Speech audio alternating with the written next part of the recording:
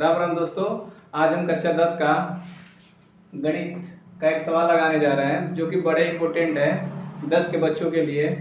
इसमें हमसे पूछ रहा है बच्चे कि दी गई आकृति में ए बी सी एक त्रिभुज है। देखिए हमारे सामने एक त्रिभुज दे दिया ए बी सी। एक त्रिभुज है जिसका कोण बी समकोण है, मतलब यहाँ पे आपका 90 एंगल बन रहा है तथा बी डी लंब ए सी। बी डी लंब ए सी मतलब ये भी लंब है, इसका मतलब ये भी 90 का एंगल बनेगा, ठीक ना है। यदि AD बराबर 4 सेंटीमीटर, ये AD जो दिया आपका 4 सेंटीमीटर है और CD बराबर 5 सेंटीमीटर, CD 5 सेंटीमीटर है तो BD और AB ज्ञात कीजिए।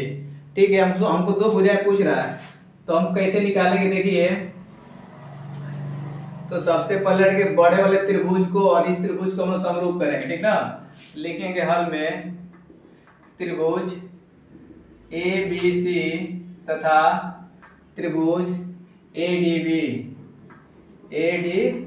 में करेंगे और लिखेंगे कोण ABC बराबर कोण हो जाएगा ADB। देखो बच्चे दोनों कोण बराबर क्यों होगा, क्योंकि ये 90 अंश का दिया था और इस पर से लंब डाला होगा तो ये भी दोनों लंब होगा। तो हम इसको लिख देंगे कि दोनों बराबर कितने के हैं, 90 के हैं। दिया है, आगे लिख देना दिया है, ठीक। और बच्चे देखिए ये वाला त्रिभुज इस बड़े वाले त्रिभुज में भी आ रहा है और इस छोटे वाले त्रिभुज में भी आ रहा है। इसको हम लोग कॉमन लिख सकते हैं तो लिखेंगे कोण A बराबर कोण A लिख देना। हिंदी में इसको कॉमन को उभयनिष्ठ लिखा जाता है, उभयनिष्ठ है, ठीक ना। अब लड़के देखिए जब दो त्रिभुज के दो एंगल बराबर हो जाते हैं तो एंगल से दोनों त्रिभुज क्या हो जाते हैं, समरूप हो जाते हैं। तो हम इसे लिख देंगे, इसलिए त्रिभुज ABC तथा त्रिभुज AD समरूप त्रिभुज ADB आगे लिख देना एंगल से। इसको लिखना समीकरण नंबर 1, ठीक ना बच्चे।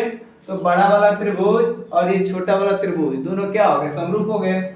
उसी प्रकार से हम लोग इस बड़े वाले त्रिभुज को और इस छोटे वाले त्रिभुज को भी समरूप कर सकते हैं। देखिए ध्यान पूर्वक, इसमें ये वाला 90 अंश का हो जाएगा, इस छोटे वाले में CDB में। आप बड़े वाले में तो आप जानते ही हैं कि ABC ये 90 अंश का ही है तो एक एंगल इस तरह से बराबर हो जाएगा और कोण C इन दोनों में उभयनिष्ठ हो जाएगा। तो एंगल से ये दोनों त्रिभुज भी क्या हो जाएंगे, समरूप हो जाएंगे। तो अब उसको लिखने की जरूरत नहीं पड़ेगी, आपको लिख देना इसी प्रकार त्रिभुज ABC समरूप त्रिभुज किसके हो जाएगा। देखिए लिखने का भी तरीका होना चाहिए। यहाँ B बीच में 90 अंश बराबर है, इस तरह के इसका भी एंगल जो 90 अंश वाला होगा वो बीच में लिखना पड़ेगा, नहीं तो गलत हो जाता है। तो हम लिखेंगे लड़के BDC दोनों त्रिभुज क्या हो जाएंगे, समरूप हो जाएंगे, ठीक ना। अब लिख देंगे समीकरण नंबर 2, एंगल से भी हो गया है। अब देखिए इधर समीकरण 1 में और 2 में इधर ABC के समरूप ADB है और ABC के समरूप BDC भी है। दोनों जो त्रिभुज है इसी के समरूप है। इसका मतलब ये हुआ कि ADB और BDC यह दोनों त्रिभुज में आपस में क्या होंगे, समरूप हो गए। तो मैं लिख सकता हूं इसलिए त्रिभुज AB समरूप हो गए, इसलिए त्रिभुज ADB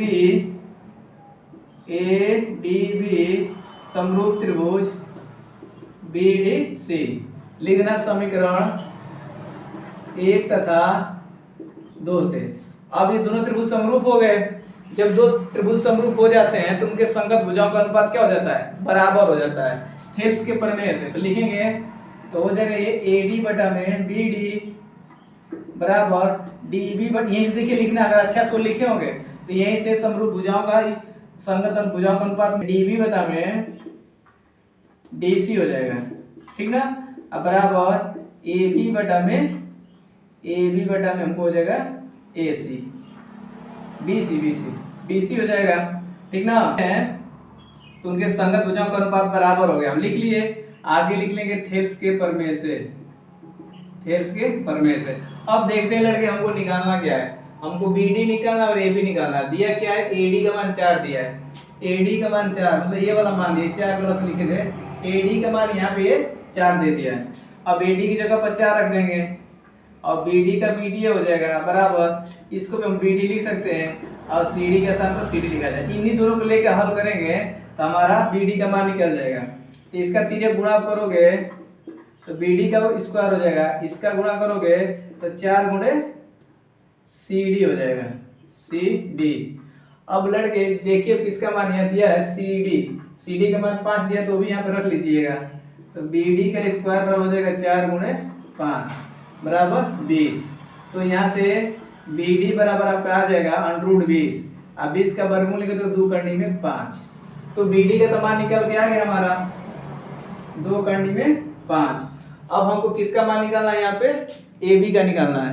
AB का मान निकालने के लिए अब क्या करेंगे बच्चे, देखिए AB, अब त्रिभुज देख लीजिए ये वाला हमारा त्रिभुज ADB समकोण त्रिभुज है, समकोण त्रिभुज है, इसलिए हम पाइथागोरस थ्योरम लगा देना, पाइथागोरस प्रमेय से। ठीक है बच्चे, पाइथागोरस का प्रमेय क्या कहता है, कर्ण का स्क्वायर बराबर लंब का स्क्वायर प्लस आधार का स्क्वायर। तो कर्ण हमारा क्या है, AB है, तो AB का स्क्वायर, लंब इसको मान लीजिए BD को, और आधार AD को मान लीजिए। अब दोनों का मान रख लीजिए, AB का तो मान नहीं पता है, AB तो AB रहेगा, और BD का मान 2 करनी में 5 है, स्क्वायर कर दीजिए इसको। और AD का मान कितना है, AD का मान हमारा है बच्चे आप देखिए 4 के स्क्वायर हो जाएगा।